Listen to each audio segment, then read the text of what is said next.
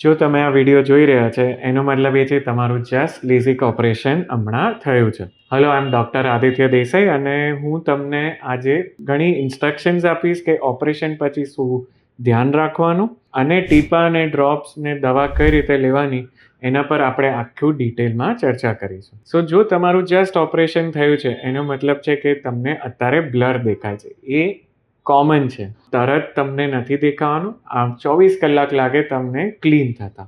એટલે તમારે ઘરે જઈને આરામ કરવાનો છે. એક પ્રોટેક્ટિવ ચશ્મા તમને આપ્યા હશે, એ તમારે પહેરી રાખવાના છે.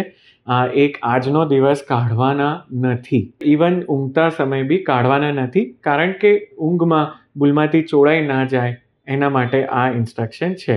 બીજું કે તમને થોડું કૂદશે, પાણી નીકળશે, આંખમાં લાલ સ્પોટ્સ દેખાશે, તમારા રિલેટિવ્સ તમને કહેશે કે આ લાલ લાલ શું થઈ ગયું. એ બહુ કોમન છે, એ રહેશે અને એ લાલ સ્પોટ્સ ધીરે ધીરે જશે. 15થી 20 દિવસ લાગશે તમારી આંખમાંથી એ લાલ સ્પોટ્સ જવાના. અત્યારે કૂચે કે પાણી નીકળે એ 2-3 કલાક રહેશે, એટલે તમારે રેસ્ટ કરવાનો, ટીપા નાખીને આંખ બંધ કરીને સૂઈ જવાનું, તો તમને ખૂબ જ સારું લાગશે.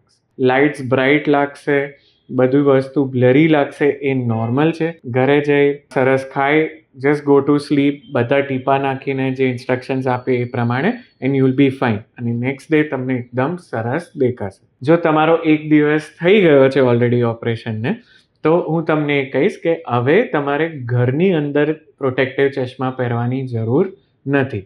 જ્યારે તમે બહાર જાઓ ત્યારે તમારે 15 દિવસ પહેરવાના છે, ધૂળ માટીથી બચવા માટે. સનલાઇટ, લાઇટ કે કોઈ બીજી વસ્તુથી કંઈ લેવા દેવા નથી. તમે normal day to day work જેમ કે ટીવી, ફોન, લેપટોપ ને બીજી બધી વસ્તુઓ એ તમે 1-2 દિવસની અંદર ચાલુ કરી શકો છો, પણ લિમિટેડમાં. કે તમે થોડા અવર્સ કરો, એના પછી થોડું બ્રેક લો અને પછી થોડા અવર્સ કરો. એ રીતે તમે ધીરે ધીરે reading, writing, computer, TV, phone બધું સ્ટાર્ટ કરી શકો છો.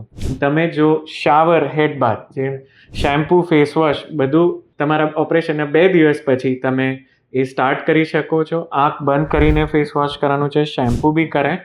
ખાલી આંખનો આટલો ભાગ છે એને છોડવાનું નથી, પાણીથી છાલક નથી મારવાનું, કે કોઈ એવી ફિઝિકલ એક્ટિવિટી જેમ કે કોઈ સ્પોર્ટ્સ હોય, સ્વિમિંગ હોય કે જેનાથી આંખને વાગી જાય, કે પછી ફિમેલ્સ હોય તો એમને કાજલ, આઈ મેકઅપ, એ 15 દિવસ માટે નથી કરવાનું. મેઇન વસ્તુ કે આ ઓપરેશન પછી બધાને ડ્રાયનેસ થાય, થોડું નાઇટ ગ્લેર બી થાય. એટલે ડ્રાયનેસમાં અમુક ટાઈમ તમને એવું લાગે કે વિઝનમાં ફ્લક્ચ્યુએશન આવશે. અમુક દિવસ એવું લાગશે કે અરે યાર, આ જે વસ્તુ છે દૂરની હું જોઉં છું એ બહુ ક્લીન લાગે છે, પણ અત્યારે હાલમાં એટલું ક્લીન નથી. તો એ ખૂબ જ નોર્મલ છે, એ ફ્લક્ચ્યુએશન આવશે, પણ એ 2 to 3 વીક્સની અંદર બેલેન્સ થઈ જશે.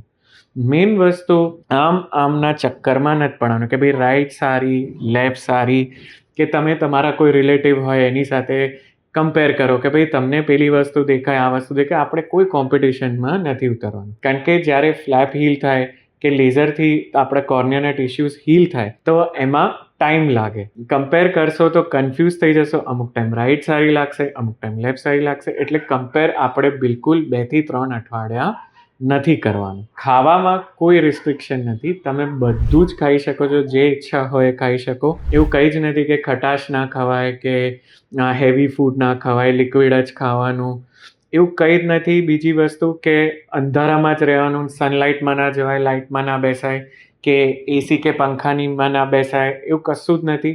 બધે જઈ શકો, બધા એટમોસ્ફિયરમાં રહી શકો. ખાલી બહાર ઓપનમાં જાઓ ત્યારે પ્રોટેક્ટિવ ચશ્મા આપને પહેરવાના છે. સો આઈ હોપ મેં તમારા ઓલમોસ્ટ બધી ક્વેરી સોલ્વ કરી. હવે આપણે જોઈશું કે કેવી રીતે ટીપા નાખવાના અને એની આખી ઇન્સ્ટ્રક્શન્સ હું તમને સ્ટેપ બાય સ્ટેપ સમજાવીશ. Thank you so much.